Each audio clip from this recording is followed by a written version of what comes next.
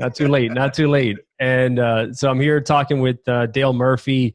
Again, legendary baseball player. If you're just catching up here now on Facebook Live, this is the Gamechangers interview. Tremendous ball player, 18 years in the majors, retired jersey with the Atlanta Braves, two-time NL MVP. And we're talking about baseball, and now we're going to start transitioning a little bit into kind of business and leadership, culture, and some of the things that all those great lessons that you learned in your career and how they start transitioning over. And so once you completed your career, you started getting into transitioning into leadership and speaking engagements and working with companies and individuals and really transferring some of these really valuable lessons into their workplace. Tell me a little bit about that. How did you pivot your career once it was over to what you're doing now? Well, after I was done, I do a few, but just purely baseball related appearances, autograph things, signings, and things like that. And then I was started to get invited to certain banquets to actually to speak and to put something together. And I found that I really enjoyed it. I like to talk. I think one of the things I like to talk about baseball more so now than when I played. I don't know. I was pretty reserved as a player in interviews, but I feel like I've opened up a little bit more now, and I've learned some things. I guess when I started telling my story, so to speak, people would say, "Hey, I appreciate that. That resonated." Even though I was, for instance, a couple of years ago, I spoke at a mine safety conference. And I thought to myself, what could I talk about at a mine safety conference? But the lessons that I learned, the things I learned, not only from the managers that I played for, or the things I just learned from playing the game of baseball and getting through that profession, just resonated with all kinds of audiences. And, I'd go there and I'd say, I don't know anything about insurance. And people would say, we don't want you to talk about insurance. Yeah, exactly. They want a distraction. We want to hear what you learned from baseball. So I just started doing it a few times, and then it just kind of snowballed from there. Fantastic. And then, one of the things you're talking about is swing hard every time, because you just might hit it. I love that quote, because it really tells you, get up and give it your all every day, because you never know, how close you are to hitting your goal. Right. Yeah, that's right. It's kind of the same philosophy as address the next pitch. This pitch is the most important pitch you're going to face. It's not the last one that you just missed, or or the ones that are going to come in a few hours in a couple more innings. And so I have a chance and to talk to a lot of kids about baseball and hitting and where to hold your hands and where to hold your feet. And there are some basic fundamentals that you have to follow. But the philosophy of swing hard in case you hit it, people kind of chuckle at that. But there's a lot of truth to it as well. Once you practice your fundamentals and you work on them day in and day out, when you're in the batter's box getting ready to face a pitch, you can't spend time thinking about where your hands are and your feet. It kind of has to flow. And one of the ways you get it to flow is in your mind. You just say, okay, I'm going to see this ball. I'm going to hit the furthest ball I've ever hit in my life. I'm going to swing hard in case I hit it. And it tends to free your mind and just focus on the ball and hit it. And I'll tell you, Sergio, like I said, I've done a number of clinics. I teach kids the fundamentals, and I'll watch them take batting practice. And then, they're doing okay. And then I'll call timeout. I'll go up to the kid. Okay, this time, I want you to keep your eye on the ball, but I just want you to go for it. I want you to swing hard, swing harder. And they look at me and, they kind of smile. And inevitably, every time they take a better swing, it's because they were a little nervous having me watch them and if they were doing everything right, but it freed up their mind. And parents will say, well, what'd you tell them? Stop thinking too much. Yeah, I told him the secret of hitting is close your eyes and swing as hard as you can. But it really is. There's a lot of truth to it. It just tends to focus your mind on the ball instead of worrying. Not that you don't want to worry about fundamentals, but you want to worry about those in practice. Correct. Once it gets to the time to execute, you can only focus on that baseball and going for it. That's right. A lot of people overthink things too much, right? And they aim exactly. for perfection. You see that in golf too, right? All the mechanics of the swing and everything else. I think you're right. Get that down in the development time and your practice time so that once you're in there, you just got to focus on your goal of hitting the ball hard. Right. And that's the phrase flow, whatever you want to, whatever you want to call it. I really enjoyed the Inner Game books, Inner Game of Tennis, Inner Game of Golf. I think there's a Inner Game of putting. It's how to get your mind into a flow state, so to speak. And so that phrase, swing hard in case you hit it, is kind of loosens you up a little bit. That's right. And then, when talking to clients, and we're talking about reaching that state of peak performance where you start firing on all cylinders and you're in that state of flow and where everything just slows down for you, right? Yeah. And that ball just becomes like a melon size for you. I'm sure you hit some out of the park that look like watermelons coming up. Right. That's exactly. when you're in that state of just let go, and you're in that state of control and confidence. That's where we want to try to be every day. Right. And then it's not going to be perfect. That is, you're going to miss and you're going to pop up and you're going to hit into a double play, but then you just recalibrate and you learn and you don't be too judgmental on yourself. You just, because when you're judgmental on, what happened, then you carry it into remember there's another pitch coming in 10, 15 seconds. That's right. So you just learn, put it in there, and then you go for it again. And you don't you find, Sergio, you kind of go in and out of that flow state? Correct. Don't you think? Correct. Yeah. It's not, the easiest thing to get into, but what you said about if you make a mistake, okay, fine, reframe and get back at it again, because that is the identity that you carry. That's the type of person you are in your mindset. You don't allow yourself to get down. And one of the things that, the thing with baseball is that if you hit it only, 2 or 3 times out of 10, you're in the Hall of Fame, right? So that 70 to 80% of the time you're going to fail. And that's just part of the process, right?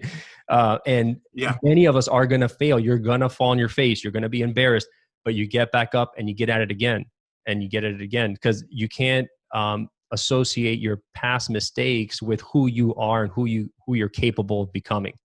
I think that's a great lesson. Absolutely. And I think that's another reason that the statistical averages of a baseball hitter, as you said, very successful is 30% of the time. And that's kind of relatable. I would think. I don't know what your the general percentage of your sales pitches that are successful would be considered. Maybe it's lower than that, but whatever it is in your industry, there's some built-in failure, and that, like you said, I like what you said. That's not really who you are. It's the nature of your profession. That's what you do, and you just keep battling.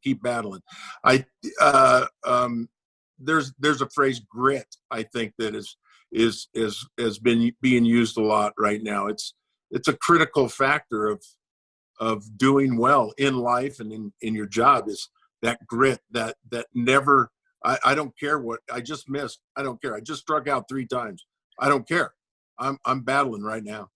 And that's right. And when you fail, it's just part of the process. You're going to get back up and get at it. Now, you played under some amazing coaches, Hall of Famers. Tell me a little bit about the experience that it was playing under some of these guys like Joe Torre and others.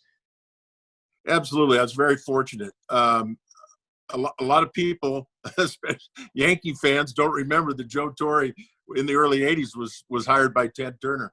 That's right. And so I got to play for Joe for 3 years, and I got to play for Bobby Cox for quite a few more years. But a lot of people remember Bobby in the early 90s, in the decade of the 90s.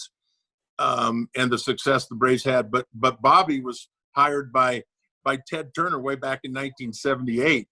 So I always say, and it's very true, that I owe my career and opportunities to Bobby Cox. I was a catcher, I was a first baseman, and then Bobby moved me to the outfield where I really found a home. So I had a career because of Bobby, and I had my best years under Joe, 82 and 83 and 84. And so, you know, I just learned there's really one basic leadership principle that I learned from both of them. They both have their different styles. And Bobby, I think, is from Northern California. Joe's from the New York area. Different personalities, different upbringings, but they're one of the common factors was a respect and love for their players, and being able to pull for them and openly communicate, be honest with them when they had to. But generally speaking, they respected their players and didn't feel like it was a bottom up from the players to them because they were the manager. You know, they respected their guys, treated them, you know, like they would want to be treated, were honest with them in their communication, but we're always pulling for them. And then the other thing is they knew you were going to mess up once in a while, and it wasn't going to be the end of the world. And so I flourished, like I say, under Bobby. I got to the outfield, and under Joe, I had my best years. I really had kind of come into my own a few years after I moved to the outfield. But they were just always pulling for their guys, and they were very loyal. Their guys were their guys. They gave them chances. I'm a perfect example of Bobby Cox staying with a player because he saw something in him, but he knew he's going to mess up once in a while. But I'm going to keep staying with this guy because I can see it in him. And he had to put up with a lot of, you know, not so good games at catching in first base. And then I got to the outfield and it got a lot better. But, you know, I think about respect for their players and you know, giving guys a chance. They both had to trade guys and they both had to cut guys eventually. But I'd say they gave guys extra chances that some managers are kind of quick to pull the trigger. I guess that's the best way to say it. They gave you a chance even if you failed. See, and having respect and love and building up your players just like you would your employees is a tremendous culture builder. And I can see that they had created a tremendous culture within the organization, within that team. Absolutely. Everybody felt like they were valued, right, by the coach. Right. And in business, a lot of people, most people leave their bosses. They don't leave their jobs. Yeah. And that is because they are not creating that culture where they feel valued, where they feel like they're part of a bigger solution, and going forward. And so that's what I see kind of one of the parallels to your teams and going into business, right? And right. Speaking of businesses, you own Murph's down in Atlanta, which if you're in Atlanta and you're near the ballpark, it's right across the street. It's this fantastic restaurant called Murph's, and it's got Dale Murphy paraphernalia and decorations and theme all over the place. It's a really cool place to go eat. How's that going? How's that been? How long have you had the restaurant? 3 years, and like a lot of businesses, we're in a little bit of a challenge right now. That's right. Waiting for baseball to get going again, and we're right below a conference center at the Galleria there, at the Cobb Galleria, people familiar with the area. And so they're going to get conferences going again, in a month or so. So we're kind of hanging tight. Our manager, Chuck Douglas, has done a great job. I think we've been in part of a part of the Cobb Chamber of Commerce that has distributed a lot of meals. We've distributed about 1,000 meals, I think, to those in need. So, we're hanging in there, and but I can't wait to get to Murph's. We got a good burger, Sergio. And yeah, I was gonna say, what's your best thing on the menu right now? Well, I always mention our fried cheese curds because I had never had a fried cheese curd, and in the South, fried cheese curds are not very popular. That's because our other partner Matt Helms is from Wisconsin.